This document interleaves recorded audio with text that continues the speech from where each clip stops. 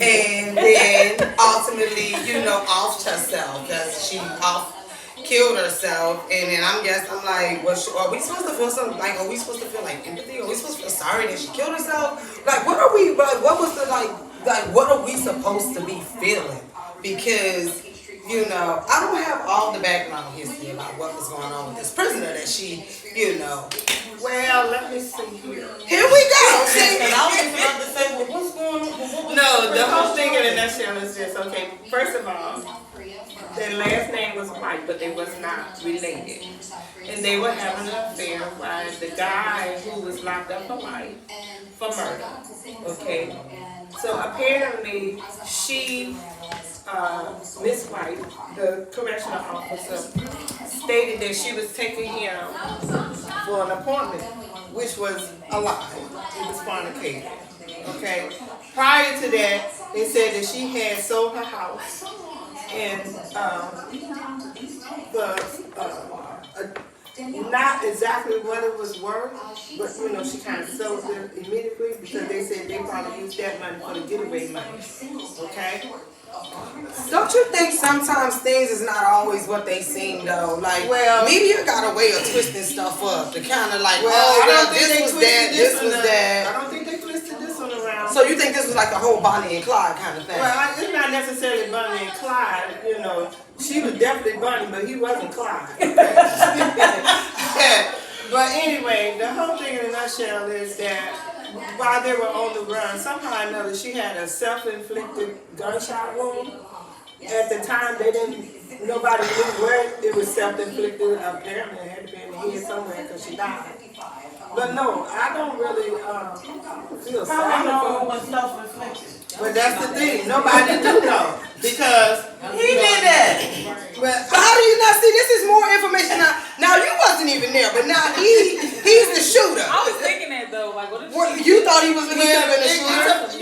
Nobody really knows how she got the self. But why would you think he was the shooter? Okay, so what happened? Because when they found him he was at the car wash or something down there. Getting the car clean. He was either at a car wash or a store or something. He was caught on film, but she was never on. They never caught her on film. So now this is murder number 2. Well, I can tell you what the old sheriff said on television. What did he say? What did the sheriff say? This is the part she been waiting to say. She probably been practicing this in the mirror. Like she wanted to say this part. No,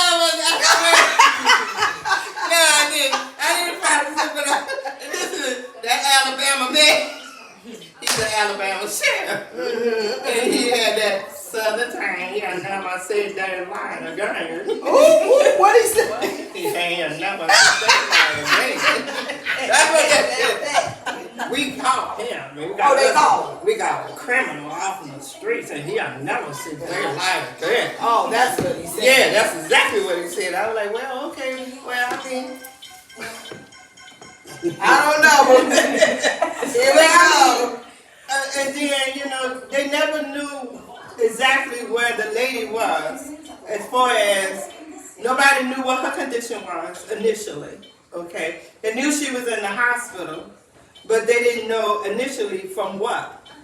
They knew she was injured, but the car had flipped over, so I'm thinking initially when it first came on the news that she was injured from the car chase. I don't really want to spend a whole bunch of time talking about this correction officer who was in the car, who helped a convicted murderer get out of jail, only to end up with a potentially self-inflicted gunshot, and now she's gone. And now the sheriff is like, he's not seeing the light of day. So that's kind of the end of this, because he is not going to see the light of day. No. And it is over with. I have no. Yeah. Oh, yeah, I said that. No, I can't believe this woman. Like, why would you even risk all that?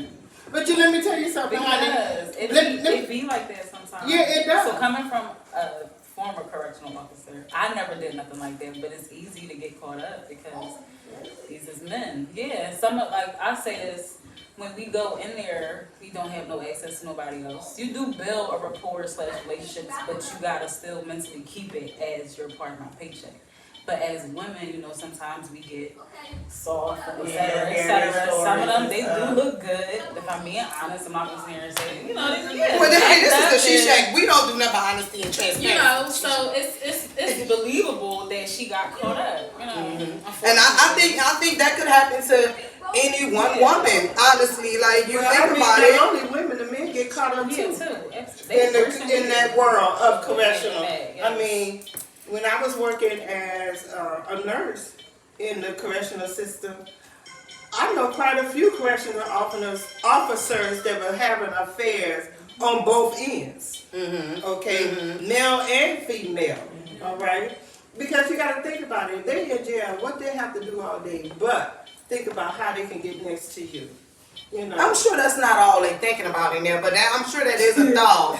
You know what I mean? I'm sure they think. I mean, like, yeah, I'm sure it's a thought. Not the only thing, but you know. I'm pretty sure it's not the only thing because even as a nurse, when I used to do my medication rounds, they used like, "Oh, Miss Nurse, where you get those pills from?" I said, "You didn't buy 'em."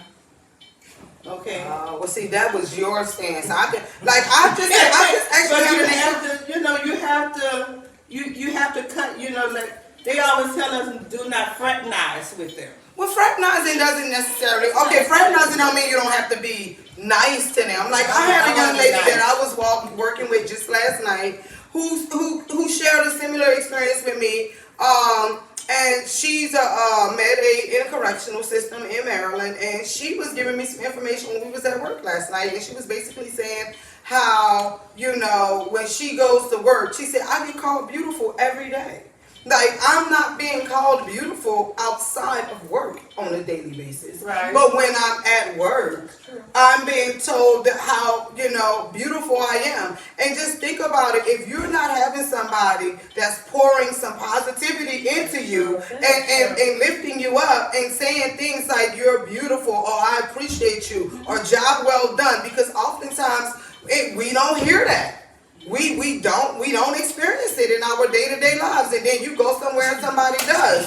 So I mean, everybody is different. That's the point. And I mean, maybe wasn't an important factor for you to hear that you was beautiful every day. But we're talking about a 21-year-old girl who may not be as confident in herself as a seasoned woman like yourself. Well, I mean, it ain't got nothing to do with season. Huh? It does, mother. No, it don't, because it was some older seasoned women that was having an affair with some older men that was it ain't got nothing to do with But it's like, yes, it is, because when you have a lack of confidence inside of yourself, when you're not being poured into and lifted on a regular basis, that don't have anything to do with age. Seasoned means that I'm confident in who I am. I'm confident, I'm self-reassured, and I'm good in my space. There are people that can be 50 that are not self-assured, that are not good in their space. So when you come into an environment where you can be like coming in like, yeah, I understand all the rules and this and that until you're actually in that space. Like, you understand what I'm saying? Like, even as being a nurse, they tell us, don't get emotionally connected to the residents. That's impossible when you're taking care of these people every single day. That's I get apples what she's and saying oranges. though, because you still gotta think like of everything you gonna throw away if it go left. Yeah. So I get what she's saying. Yeah. But everything is an if, isn't it? It is, but I mean, everything is an if. It's like Britain, like you notice and you get caught, like that's. Yeah, it is. I think it's also about knowing what your limits are. I think it's also about knowing where your limits are. I don't know whether it's about limits. I don't know whether it's about the conversation that they have. You know, I don't know whether it's about the flirting aspect of it all, or I don't know whether or not it's about the challenge. You understand? Because it's a combination of all of it. If you really want to look at it, you know, you have individuals, male and females, that's willing to put their whole livelihood on the line, okay, for a collect call, or either sneaking in a supply closet every opportunity. I still feel like it's a minimization. I think it's the outlook and how you're looking at it. Well, I'm just telling you what it may be more to it, but I'm telling you what the facts are. No, that's your fact. No, that is the No, fact. It ain't Mom, got nothing to do no, with that it, is 'cause no. I have never. Let me It's still not the fact. No, it's not. No, it's not. Because for everybody it's different. I know a couple that started in prison that are married, that started a family. It's all in perception. It's all in perception. I'm not talking about that aspect of it, honey. I am talking about what actually happens at times. I know quite a few people who are involved and happily married with their significant other, husband, wife, or whoever have done time in jail. I'm not saying those are the people. But I am saying those are people. But I think they are the people. That's what I'm saying. Like, this was the prisoner. This was the guard. They sneaking around. This is a different type of world that they live. It's totally different. I'm not saying I'm not putting it in the right perspective for you to understand, but I'm telling you as an employee that have worked inside the prison, when you step inside that prison and those doors close, it's a totally different world. I'm not negating that. Right or am I wrong? I'm not negating that. I'm telling you, it's totally different. Your thought process is totally I'm not different. Negating that. That's not what I'm saying. Like, you're stronger. Exactly. That's all I'm saying. I say, like, I ain't lying. You stronger than me, because I ain't gonna lie. That's some temptation in that type of situation, especially if you a single young girl or just single period. And like Big Homie was saying, like, you already know. When you walk in there, you know who you are. You know what I'm saying? That's how your persona is. They prey on those who they know are weak. And it's obvious. Exactly. All it takes is, hey, beautiful. Oh, I got her. You chuckle. You don't shut it down from the beginning. Yeah. So they tell everybody, oh, she with it. Yeah. And everybody's trying you. That's how I go.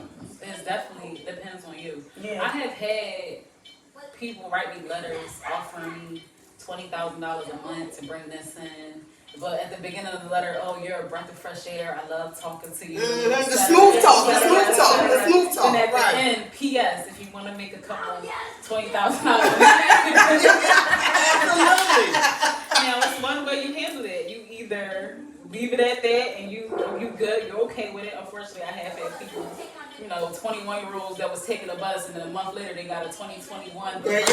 Ooh, they done took the money. They done took the money. Like me that wanted to make an example out of that, so don't nobody else try it, and then I'm drawing. I'm doing the most because I feel disrespected because you tried me.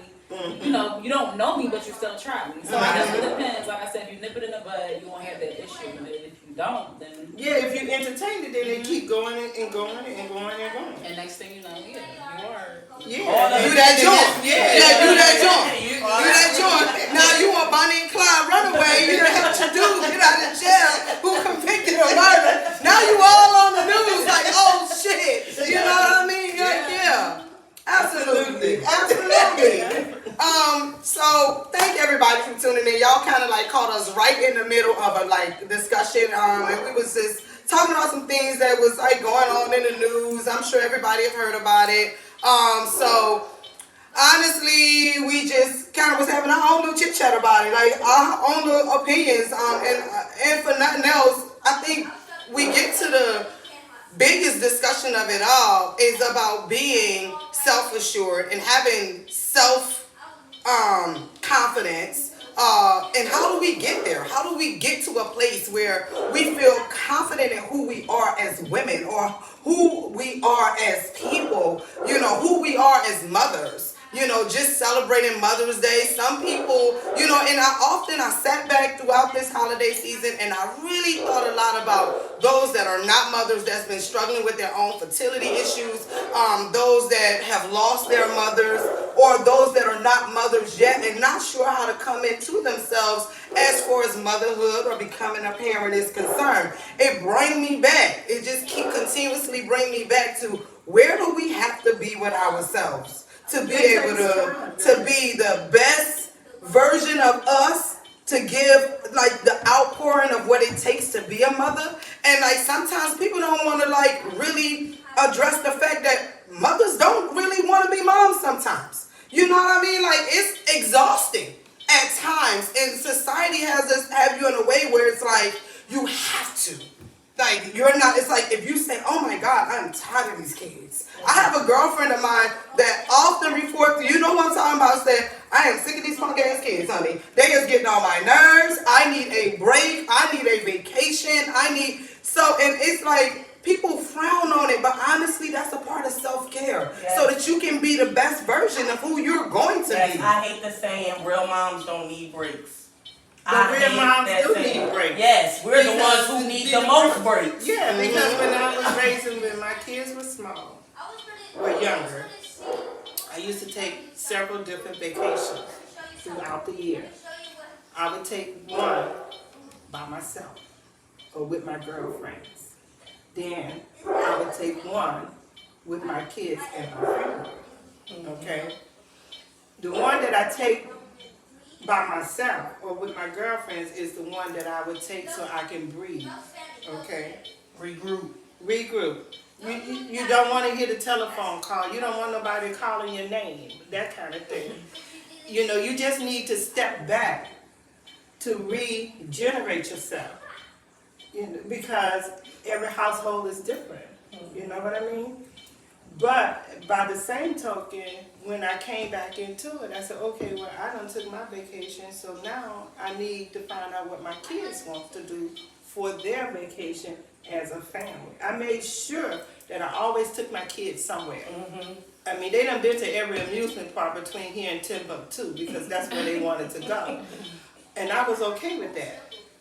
But the whole thing in a nutshell is coming into motherhood or coming into being a parent, it takes time. There is no rule book. No. There is no instructions. Okay? So it's like a trial and error kind of thing. There is no one perfect parent.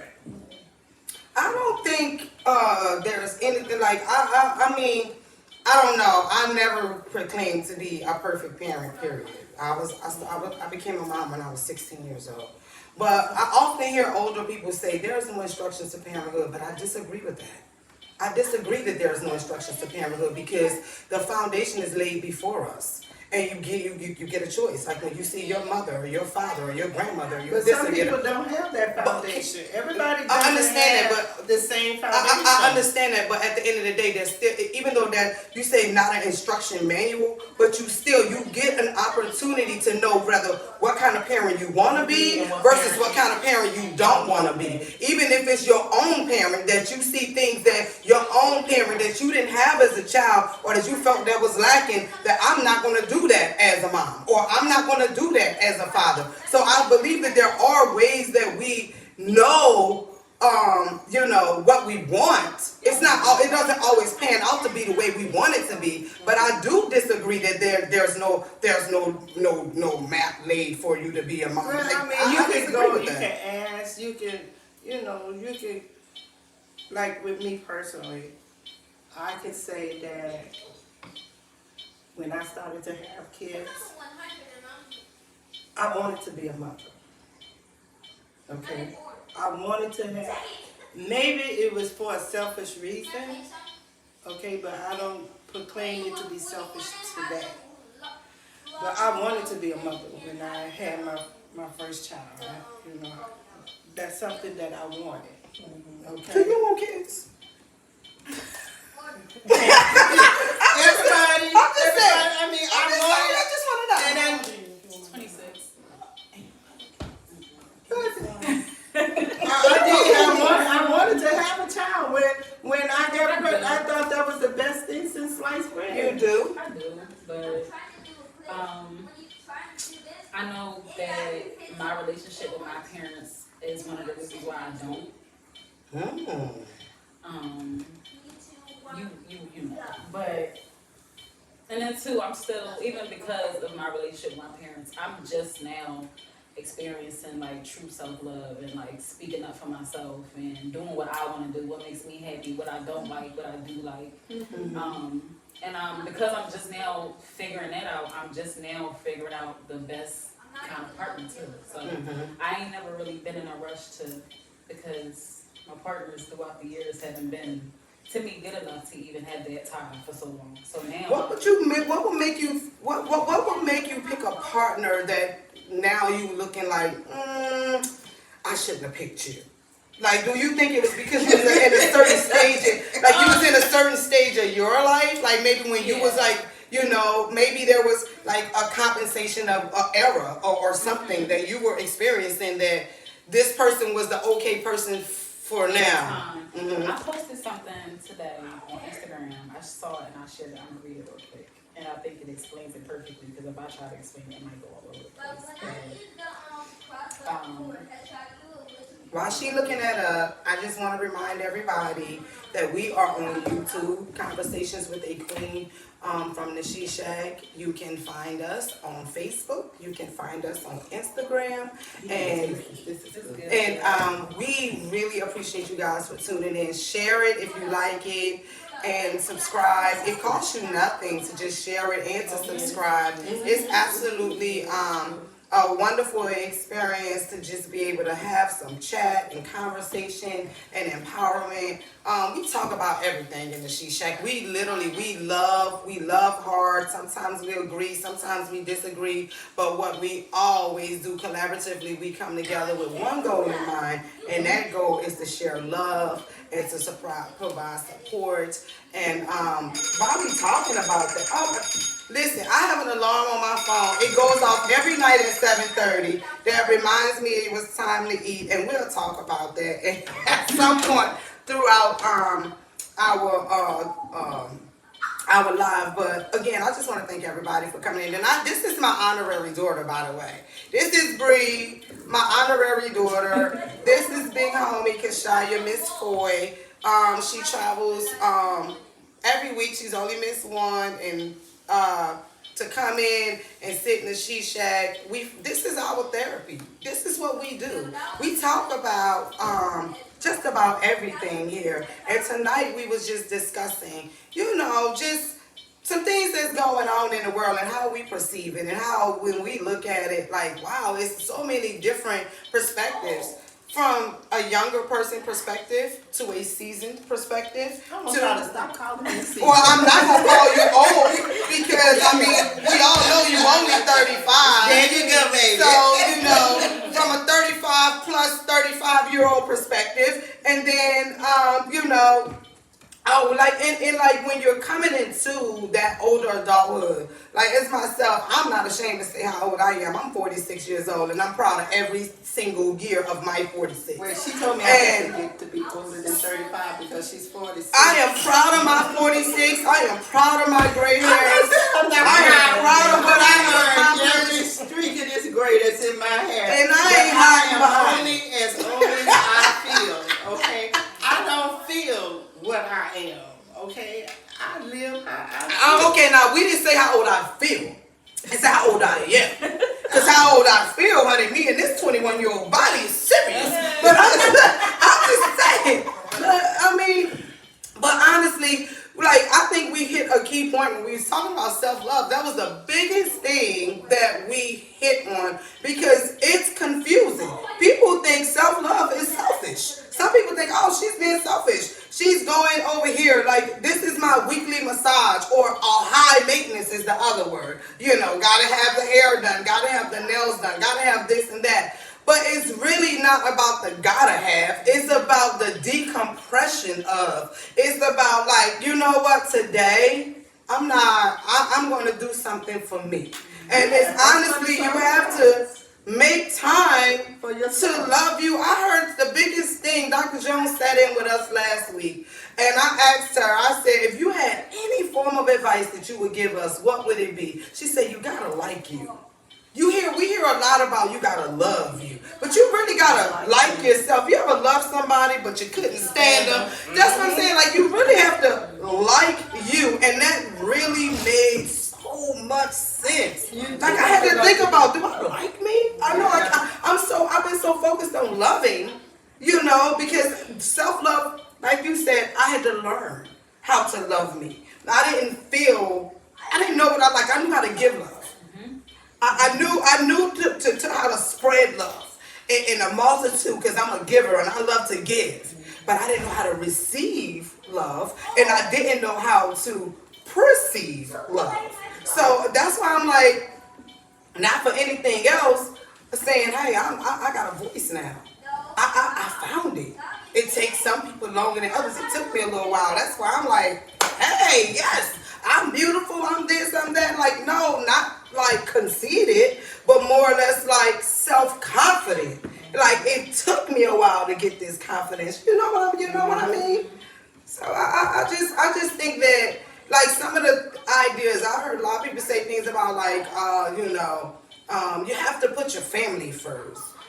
I gotta put me first. So for me to be able to be the best mom I can be, or the best friend, or the best sister, or the best wife, or the best employee, or employer, or business owner, entrepreneur, whatever, it has to be some me first. I have to have some self-care, mind, body, spirit, not just physical, what my face look like, or what my nails look like, or what my hair look like, but what my inside's looking like. What's going on with my heart? What's going on with my spirit? Am I balanced? Because we can overcompensate for the things that's on the outside. We can dress anything up. You can dress up a monkey. You can dress up anything. But what the inside, what the heart is like. Well, that's why it's important, like I said last week, and I think I've said it on more than one occasion, I had to reintroduce myself to myself. Mm-hmm. And won't you talk more about reintroducing the old you to the new you? That's what I get from that. Well, the reason why I say that is because during that particular time, I was going through a lot. Okay, I was going through a very dysfunctional marriage. And I had always put everybody else before myself. Okay? God, church, family. I was always the last person on the totem pole. And I was always the last person that anybody would consider as important. Okay? So during the midst of all of that, I lost who I truly was. You know, I knew I was existing, but I wasn't existing. Okay. I think there's a difference between when you're existing and when you're actually living. Yeah. Okay. Very much so. So, you know, it was like, I was like, I'm not going to say withdrawn. A lot of times you can be busy, but you have been busy to avoid what's really going on, okay? Like, it was a point in my life at one given time that I didn't want to go home. I used to walk around in the mall all day. I would walk around until I was so tired that I didn't have a choice but to go home, okay? Wow. So, you know, it was deep for me. It was really, really deep for me. And I can truly say that, you know, I tried alcoholism, okay? That didn't work out. I mean, I really have to give credit where credit is due, because at that time Yvette had moved away and she really didn't know all the intel that was actually going on with me. But her brother did, because he was still living there, okay? So it would be times where my son would come just to make sure that I had eaten a meal, because I wouldn't eat. I wasn't eating, I wasn't sleeping, I was drinking, I was drowning in sorrow and self-pity, you know. And he came to me one night, and I was just all over the place. I was all over the place. I'm not going to cry, I mean, because this is a true story. He came to me, and at the time I was like drunk. Okay, I was toe up drunk. Okay, and he came to me, he said, Mom, he said, let me tell you something. He said, you are beautiful. He said, you are a beautiful woman. He said, and he told me, he said, this is not your loss, it's his loss. Okay. And he told me, he said, all this advice that you've been giving other people, you need to take some of that advice that you have been giving other people and give it to yourself. He said, why are you trying to destroy your life? You need to live for you. And when he told me that, and he read Bible verses to me, every night. He would come, give me my food, and read me a Bible verse. Okay? So this one particular day, it was like an aha moment. You know, I just kind of woke up. I was like, you know, I'm tired. I am tired of being tired. And this particular morning, Yvette called me around 3 o'clock in the morning, maybe 4 o'clock in the morning. And she said, Mom, she said, if anything should, and I have been sick, true enough. And she said, Mom, if anything should happen to you, I wouldn't be able to get to you in time. She said, why don't you just come here? And I didn't argue with her. I said, okay. And she said, you really gonna come? I said, sure. But it took me a while to get there. Okay? It took me to go through all of what I had been through to get where I was at. And when she saw me, when she could tell you that, you know, I looked like I had been drugged through hell in there. I really did, you know, I really did. And true enough, I had been.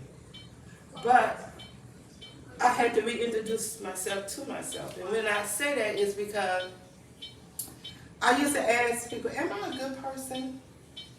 You know?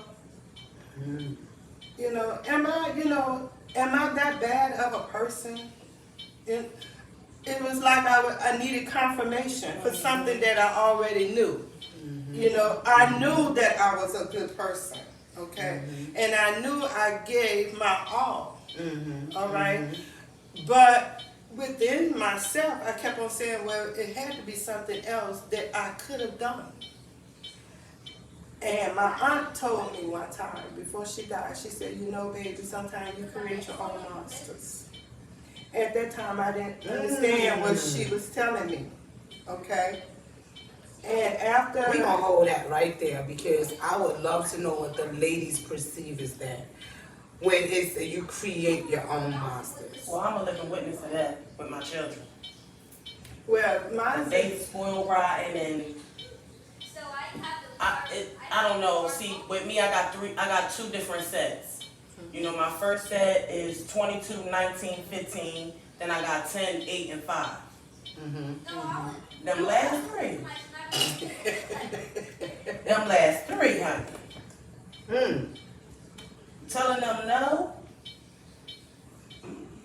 They don't understand that.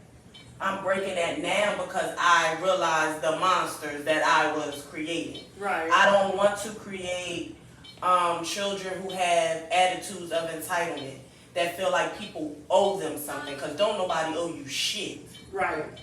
I treat you the way that I treat you because that's what I want to do, but you're not going to treat me any old kind of way in the mix of that, and that's something that I had to pull back. Right now, my kids they're so confused, they don't know what's going on. Because I've been pulling back because I'm like, this too much. I'm like, look at what I'm turning them into. I'm talking about attitudes. You heard their ages, 10, 8, 5. The 5-year-old, there's no. He don't understand that. He's going to be the hardest one to break because he's the baby. Right. He don't understand no. He don't understand he can't go. And he's challenging you. Why? You have to explain everything to him for him to be okay with this decision that you made. But I get that because that's a door that I opened. But now it's to the point where I'm showing them the things that I do for y'all. The outside world's not going to treat you like I treat you. Right. So that mentality that y'all have when y'all leave up out of here like somebody owe y'all something, that's not it. You have to earn respect. You have to earn a living. Because I keep y'all in these Jordans and stuff, the next person ain't doing that. No, they're not going They not doing it. They going to look at you and say, you better get out here and get a job, or you want to cut some grass to earn this money? But that's something that I'm working on because I'm realizing, I'm like, whoa, this is too much. And I always say, like with my older kids, it was easier. It was so much easier. I think it's the difference in generations. It really is. Yeah. It really is. When they say times is changing, it's the God's honest truth. And like it's different for me, like I said, because like I got them 2 sets of children. I probably wouldn't even recognized it if I didn't have, the difference in their ages like that. Because my first three, they be ready to fight them last three about me. Because they like, you're not going to talk to my mom like that, and you're not going to treat my mom like that. And they be looking at them like, well, what you mean? This is regular. And my older friends like, no, this is not regular. Like, we had to do chores. We had to do stuff to get all the stuff that y'all getting. And I realized it. And now, the monsters, I'm going to kill them monsters. You hear me? Mm-hmm. Yeah, and Have you created any monsters? but she don't have any kids, so It don't have to be kids. It could be It's not a just kids. relationship. It could be friendships. It could be relationships. It could be. Have you created any monsters? I would say like for myself, yeah. I think I created one within myself. I remember a time where I used to act a way that I knew I should have acted, based off of, again, hurt or not understanding why this is this way, or being afraid to ask for clarification of why this is this way or why is this happening. So I definitely do. And even now, I have to talk positivity into myself throughout the day.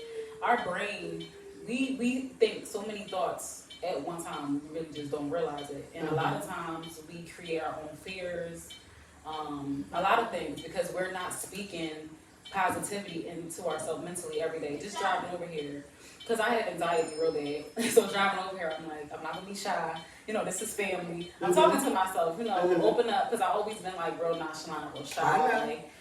So this is even like a challenge for me, which is why I reached out, because I've been trying to, now that I'm older, do things differently. But I definitely do feel like you can turn it into a monster based off the things you go through, how you perceive it, and then I guess how you deal with it, what you put out because of how you're feeling. So I definitely think, I used to be one, but I think I'm an angel now.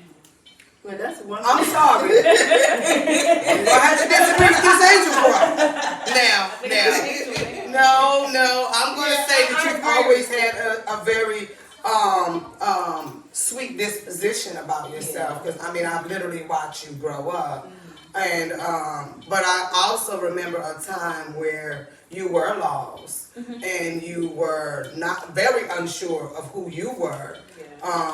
Always been a beautiful young lady. Always have been very, very beautiful. Even in times when she was like, I'm on a diet, Mom. I'm like, girl, what are you trying to lose? But I don't feel that it was about externally. I feel that it was things that you was feeling on the inside of you that you were struggling with. And those demons, those monsters, because we all have things that we fight and we had to come up against. I've had my own fair share. You already know I was head banging somebody, but thank God for change. Thank God for change. No, thank God for change, honey. No, seriously, thank God for change. But I'm actually honored to have you sit here with me today. And she did reach out to. She was like, I want to be on the She Shack, and I'm like, what? She's like, I said, what do you want to talk about? And then the response was, it's so many things I would like to talk about. It's so many, and it was not just saying there was so many things, but then the outpour of topics. And I said, well, let's just start kind of knocking them down one at a time so that we can, address them. As a 26-year-old young lady who is not a mother, are you in a committed relationship? I'm in your business now. No. That's not in a committed relationship. Listen, I don't want to make no assumptions here. Well, that here. actually ended today.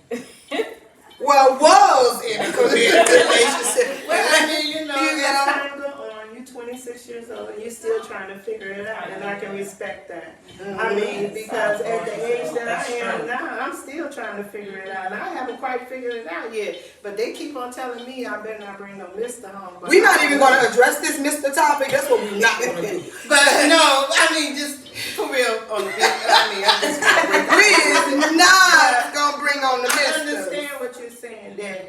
Because for me, my aunt's, getting back to my aunt, God rest her, sweetheart old lady.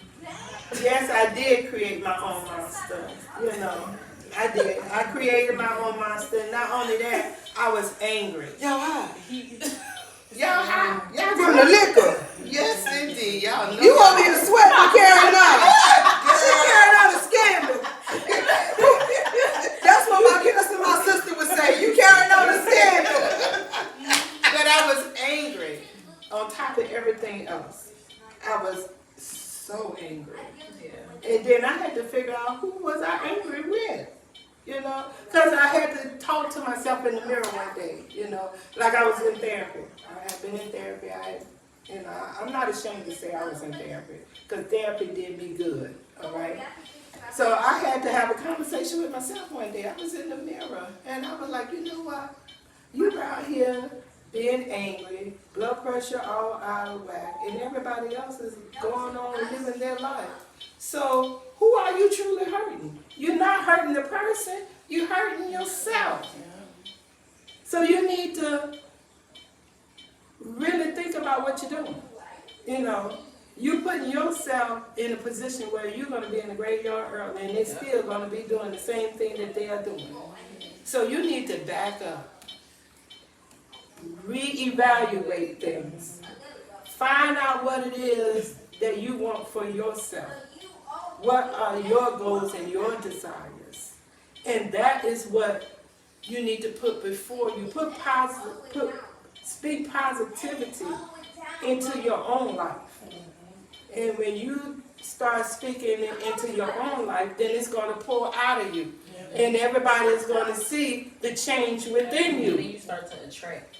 You definitely attract. And you attract That's a true statement. It's too true sometimes. And it's once you accept it, it's kind of hard to deal with because you're like, damn, I'm really that broken, or dang, I'm really that jacked up. And we was having a conversation on the way here, and she. Do you want to share? So we was having a conversation. I wanted to just make sure before I just brought that up. But we was having a conversation, and she was like, it was just a general conversation, and then she said to me, "Well, my nose was broke twice," and I was like, in real life? No, like in real life. So, and I was like, I didn't want to ask. Let me just say, I didn't want to ask, but then I did. So then I was like, well, Dad, yeah, you know what happened? And she vicariously, very vicariously, says to me, oh, girl, me and my baby daddy, we used to fight all the time. He broke my nose twice. The first time he broke my nose, we was fighting, and then he broke it again before it healed. And I'm like, oh, he broke your nose. And then after she started telling me how violent this relationship was, I then asked, well, why did you stay there? And her response blew me away. Like the response blew me away. It was familiar. It was comfortable. It was what I knew.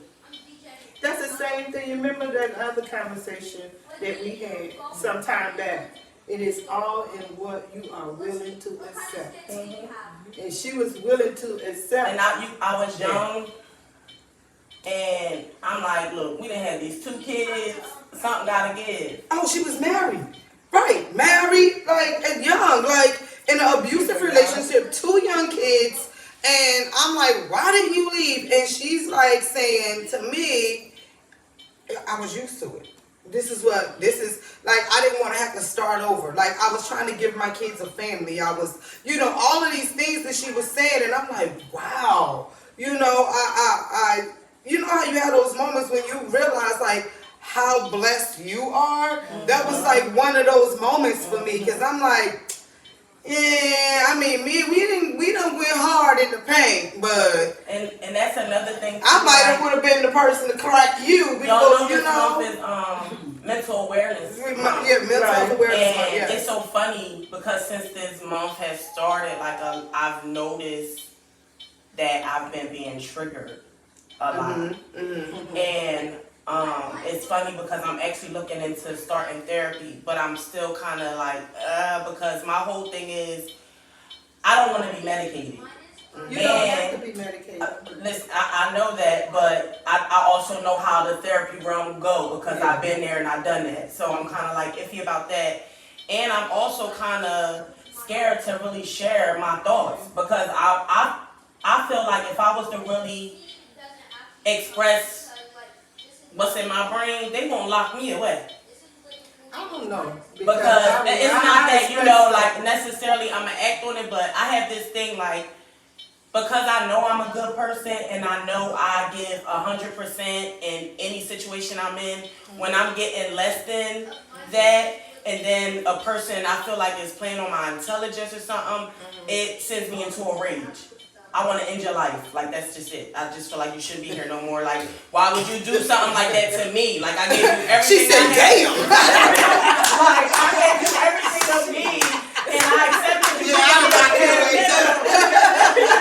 That's really how I be feeling, and I be having to catch myself. And big homie know personally, my hands ain't like, I've came a long way. That was always my first thing. What you say to me? It ain't even no conversation no more. I'll punch you in your mouth. Right. But now I'm like, I can't be like that no more. I'm raising these kids. I gotta. But you know what? That's the change that's coming over. I have to pray about my anger daily. Well, like seriously, daily. It's this thing that you do called anger management. It don't work. That's the reason why I stopped carrying a gun. Yeah. Because I saw myself killing a couple of people. You know, I did. I used to carry a gun. I used to carry a 22 diameter right there. Okay? And that's the reason why I stopped carrying a gun. And see, that's me. Like, I don't have to have no type of weapon. Like nothing. Like. I know you just got left and right. Yeah. Like I don't know what goes on in this brain of mine, but like once you get me to that point, it's over. Like, and I go to all my beefs, any of that by myself. Anybody who know me will tell you, like, this girl, she's crazy. She calls after it's done and over with. Like, I don't know. I just don't have time for people playing with my feelings and emotions, especially now. Look, I'm 38. I'll be 39 this year. Right. I'm not taking no more shorts. No, none. It's and that called family prayer. stuff, you know, that title stuff, don't hold no weight with me no more, nothing. I don't care if you're my grandma. You're not gonna talk to me crazy. You're not gonna treat me crazy. I don't care who it is. Oh, Cause I don't have to. That's how you coming at 26. Cause she's sitting over here like, Because of who their title is. Yeah, what their title is like. It's not that. You don't have to talk to me crazy, try to belittle me or nothing like that. Like, I don't talk to you crazy, so don't talk to me crazy. Grandma, auntie, uncle, I don't care. But I think that still kind of brings us back to we still attracting things that are inside of us. I still believe now, and I'm not handpicking. I don't want you to think I'm picking because I'm not. But I am a person that was so angry that I'm talking about. I'm coming to the door. Listen, it is what it is. Anybody that want it can get it. Your mama, your grandmama, the kids, the aunts, the uncles, wheelchairs bound, it didn't matter. But it was really, like, I didn't see that what I was really doing was really a projection of what was going on inside of me. And the more angrier I was, the more of those kind of relationships, those kind of interactions I was attracting. But it wasn't until I started to make a decision. And when I made this decision wasn't based on how you feel, how this one feel, how anyone feels. It was really based on how I was feeling. And the fact that, and people used to say things to me like, yo, Vet crazy. Don't tell her nothing. Don't invite her over. She gonna go off. She gonna cuss you out. She gonna this, she gonna that. And I really was feeling like, yo, I'm really not crazy. But I do see where people were coming from. And I could see how this just might be a little bad reflection. Because my kids didn't want me coming to this school, period. Point blank, don't come. Let dad come. We don't even want you showing up. But that did something to me. It was like I really had to bring about an internal change and stop reacting. And what made that change come for me was, why are you giving people so much power over you? Yes. Because when you start allowing these people, this is like you are giving them your power. Because they are controlling everything that you do. So if you keep saying, I'm grown, I'm this, I'm that, but you're powerless. There's no power in your words. That's true. Because your actions are all over the place. You're speaking negatively all the time, but then you're expecting positivity to navigate to you. Just Remember remember that. I noticed too, like when I'm angry, I can't function. Right. Like I can't function at all. Just remember this. You cannot control somebody else's action, but you can always control your reaction to anything. And on that note, guys, thank you for tuning in. We are running out of time. Thank you so much, as always, Mom, for tuning in, bringing us all this good love and all this good young wisdom that you keep bringing into the She Shack every Tuesday night. We are live every Tuesday night, Facebook, Instagram. Check us out on YouTube if you missed any of our previous recordings. We have a YouTube channel, Conversations from the She Shack. We're going to be here every Tuesday night talking about real stuff, things that affects not just women, but people. Thank you so much. Thank you so much. Don't forget to hit the likes. Like and share. And join. We're going global. Subscribe. I'm telling you, I'm manifesting And we will conversations pick this back up again. global. The conversation is going to go on once we off the live. But I just wanted to tell everybody thank you. You're always invited to come in and sit with us. This happens every Tuesday night, 7 o'clock. This is good therapy. This goes down. It goes down in the She Shack. This is not the rump shaking She Shack, but it goes down in the She Shack. Thank y'all so much. I appreciate you. Good night. So proud of